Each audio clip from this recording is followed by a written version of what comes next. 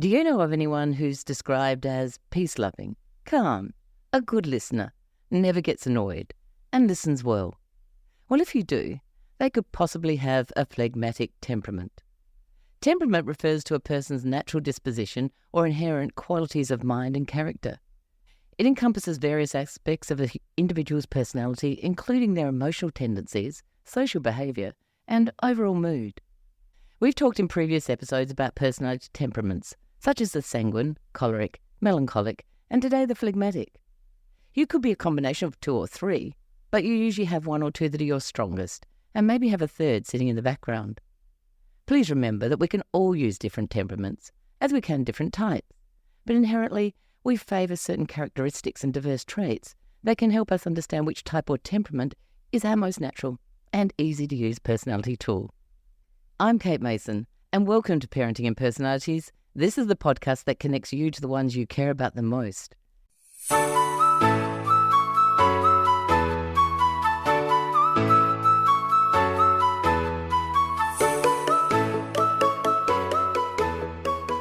Today I'll be sharing how to understand and get the best out of the peaceful phlegmatic temperament in the workplace. The phlegmatic temperament's also known as a steady temperament, and it is the S in the DISC profile. Today when we talk about the 4 temperaments, there are a couple that are actually not natural combinations, and one of these combinations is the powerful choleric and the peaceful phlegmatic. Choleric individuals are typically described as assertive, decisive, and often displaying leadership qualities. They tend to be ambitious, driven, and sometimes prone to being hot-tempered or irritable. Phlegmatic individuals, on the other hand, are characterized by being calm, easygoing, and even-tempered. They tend to be good listeners, empathetic, and are often described as diplomatic and patient. It is possible for someone to exhibit traits from both the choleric and phlegmatic temperaments, but it isn't common. Therefore, we all need to be aware of our personality temperament in our interaction with others. As you can see, that the choleric might find a phlegmatic frustrating to work with, and vice versa. When people are in the right position in their workplace and their skills are recognised and respected, then their natural strengths will shine. Let's take a look at the peaceful phlegmatic in the workplace. People with a phlegmatic temperament tend to approach tasks and interactions with a consistent and steady behaviour. They enjoy a stable environment where long-term changes are rare or very intermittent. In our business, great customer service is paramount. The phlegmatic customer service staff member shines due to their very friendly and approachable demeanour. They're great people to have at your front desk, kind and caring, stable and consistent. They're excellent at building rapport with our customers and addressing their concerns with patience and empathy. The focus on providing exceptional service, which ensures customer satisfaction and loyalty, is important, and we receive much positive feedback from both staff and clientele about their welcoming and kind attitudes. Phlegmatic staff will go beyond measure to help customers to make them feel happy and satisfied. They'll even take on that disgruntled customer who feels hard done by, and they'll have that flexible mindset to give them extra service, even though other temperaments might do so, because these actions might not align with their perception of what is right and what is wrong. For the phlegmatic, it's anything to keep the peace. What this leaves them with is usually a very happy, satisfied customer. Though if the customer repeatedly expects this extra service, the phlegmatic will feel used, and then they'll dig their heels in. The phlegmatic leader or employee is in their element in an emergency or a need for fast change. If it's a crisis, they can move with it. They're very unlikely to be thrown off or shaken, and they can see that something needs to be done, and they get to do it. Unruffled, they'll take things in their stride as they calmly gather their faithful troops around them. Many people are prepared to go the extra mile for the kind-hearted and relaxed phlegmatic, even though they can often see that the crisis might have been averted if the phlegmatic had not been too late taking action, or might have forgotten to do something. For example, we have many part-time staff, and these staff members will often call in sick or unavailable at the very last minute. Our manager has a great relationship with most of her staff, so whenever she's short of teachers at the last moment, she'll never panic. Outwardly, that is. She's like a duck, cool, calm and collected on the surface, but paddling like crazy beneath the water when no one can see. When contacting others to replace the absent swimming instructors, many of the staff will go out of their way to help her because she has built good relationships with them. They trust and love her and will do anything for her. She remains unflappable as she switches teachers and classes and gives everyone the impression she knows what she's doing, even though she doesn't. At the very last minute, when there's no one else, even if it's not her role, she will actually get in and teach the swimming class herself. The peaceful phlegmatic manages to pull the crisis together, and afterwards they're sure that everything is settled and calmed again. It's a reassuring effect on the people that they work for and the clients as well. The phlegmatics are a reliable team member and can be counted on to maintain productivity and stability even when things are challenging. They are a rock, and we love them in our business. As a leader and a member of the staff, the phlegmatic has the ability to see different perspectives of their team members, and they really like to see their team get along. They're a glue that holds the teams together. They create collaboration between their staff. One of the peaceful phlegmatic's control responses is to avoid high drama, and this can lead to the phlegmatic fence-sitting when handling conflict. They would rather turn a blind eye than get fully involved.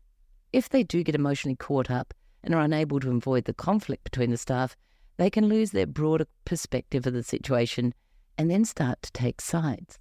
Now, this can look like favoritism, and it does need to be dealt with because they don't know what to do with that conflict.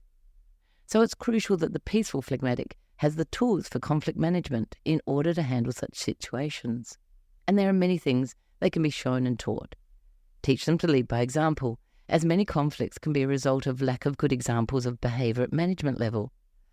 For example, leaders who get caught up in gossip with staff members are actually indicating that gossip is okay. When you and your phlegmatic leader or staff member understand the potential challenges, you can develop strategies to mitigate them. Professional development courses that teach people how to de-escalate tense situations, give constructive feedback, and assert themselves without passive-aggressive behaviour help them set boundaries for all, and that would be really beneficial for them. If they have a supportive workplace, then they'll be able to create an environment that values all people collaborating on the same page and have a clear way of communicating and respecting the individual differences, but not using favouritism. The peaceful phlegmatic is often a slow but steady worker. Speed and perfection are actually not always their strengths. This can be frustrating for personality types such as the choleric, who wants everything done yesterday, and the melancholic, who wants everything done perfectly. Their workplace areas can become messy and unkept looking, and although they'll know where everything is, that doesn't mean that this workplace is acceptable, particularly as a leader. Things might get forgotten if they're not clearly written in the phlegmatic's agenda, and even when they are, they often forget to check. Recognising and working around these needs is really important, as respect and feeling worthwhile and peace and quiet is the primary emotional need of the phlegmatic. Therefore, nagging, micromanaging, scheduling, and constant pressure are elements that will cause great stress for them. It's important to have discussions about meeting the organisation's expectations, and if they're in leadership, as I've mentioned, explaining to them that leading by example is important. Look at their positive impact on the organisation and perhaps ask them how you can help them to manage their own areas of development. In the meantime, focus on their wonderful qualities. Recognise that individuals with phlegmatic temperaments can take longer to formulate their thoughts and express themselves. Be patient. Give them time to articulate their opinions. Encourage them with positive feedback when they do express their opinions, and let them know their input is valuable and appreciated. If they have a supportive workplace, then they'll be able to create an environment that values all people collaborating on the same page, and they'll have a clear way of communicating and respecting individual differences and not favouritism. When feeling stressed and out of control, the phlegmatic can act differently to their true self, as we all can. Now, don't get me wrong, we all like to be in control, but we do it in different ways. And the phlegmatic controls like this. The phlegmatic's principal need is to keep peace, and that way they can stay in control because they're detached from emotional situations. Being very friendly on the surface is one of the ways that helps them avoid the problems that might cause conflicts. They prefer to escape lots of drama and like to do what they're told, and they don't need to make any big decisions themselves. They look at the workplace, see what others need, and they just do it. The phlegmatic enjoys a consistent environment where long-term changes are very intermittent or rare. When they lose their control of their comfortable environment and their need for routine, peace, and stability is disturbed, they can go into their extreme control responses. The phlegmatic is feeling out of control, and they can become extremely stubborn. They can quietly refuse to do things, actually, by just not doing them. They procrastinate, they put things off as long as possible, they go into avoidance, and they withdraw. Sometimes they'll give their staff or the people who are annoying them the silent treatment. They shut down, and they only give you the minimum. When you ask what's wrong, the answer is usually, "Oh, it's all fine. Nothing's wrong. Oh, I don't care. Whatever." That is why using personality tools to dive into this unhappiness before it festers is important. We've seen it in our workplaces. The phlegmatic's behaviour changes when a long-term change is introduced, and particularly if someone else innovates it and it's not their superior. The phlegmatic will get very defensive about it. Very often they'll be saying yes to situations they actually disagree with, but appear to be quite happy about it on the surface. When this change is introduced, they may appear to be on board, yet beneath this appearance of acceptance often sits frustration, anger about concerns or ideas about the change that they might disagree with, but they won't have vented it or shown any apparent annoyance at all. We've noticed that this frustration can lead to poor behaviours, such as digging their heels in, resisting new learning of a skill, doing things the old way, ignoring the person who's instigating the new skill, or cutting them off, and aggressively, verbally retaliating against them. Without the skills to speak up about their apprehensions, the phlegmatic doesn't know how to demonstrate their concerns in a positive manner or put their story or worries forward. Putting in steps to introduce the change with different temperaments is so important. And here are some ideas to help with your phlegmatic in the workplace.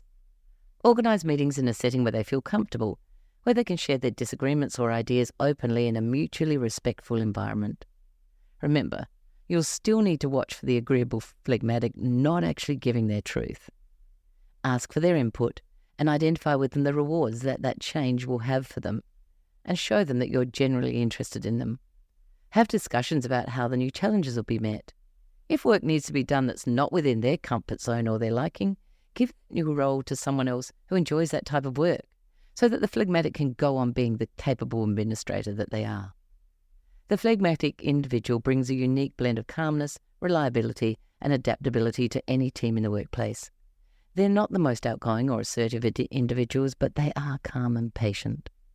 Be patient and recognise that they might take longer to formulate their ideas. Encourage them with positive feedback. Let them know that their input is valued and appreciated.